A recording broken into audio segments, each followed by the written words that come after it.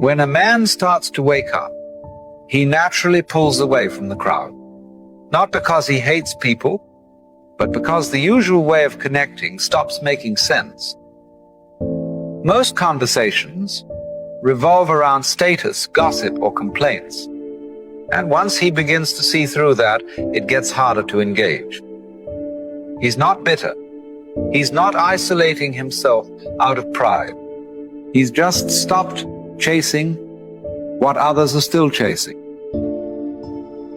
He starts to notice the performance in everyday interaction, the need to be liked, to belong, to say the right thing. And without making a big deal about it, he quietly steps back. People might still wave. They might still offer small talk, but the connection is no longer there because it was never real to begin with. He didn't cut ties, he didn't burn bridges. He simply stopped pretending. And when he does that, distance happens on its own. This is the beginning of solitude, not loneliness, just space between who he used to be and who he's becoming.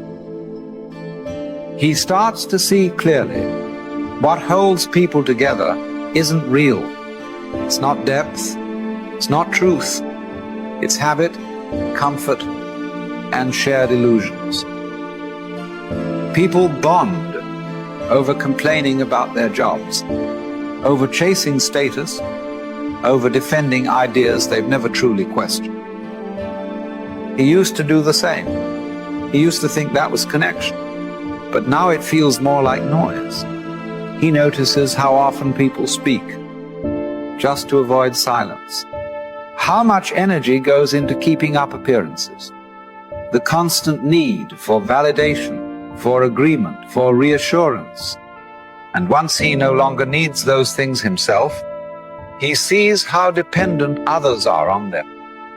How relationships often survive not because of honesty, but because everyone agrees to keep the story going.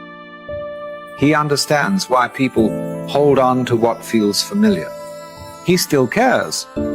He still listens, but he no longer plays along. That shift, subtle as it is, creates distance all on its own. From the outside, he might seem the same. He still shows up. He's still polite. He hasn't disappeared completely. But something fundamental has shifted, and the people around him can feel it, even if they can't name it. They sense that he's no longer trying to impress anyone, that he's not looking for approval, that he's not playing the social game anymore. Some find it admirable, others find it unsettling, because he's no longer easy to read, because he's not performing for anyone. He doesn't flatter, doesn't compete, doesn't entertain, and that makes him hard to place. People might say he's distant, or too quiet, or that he's changed.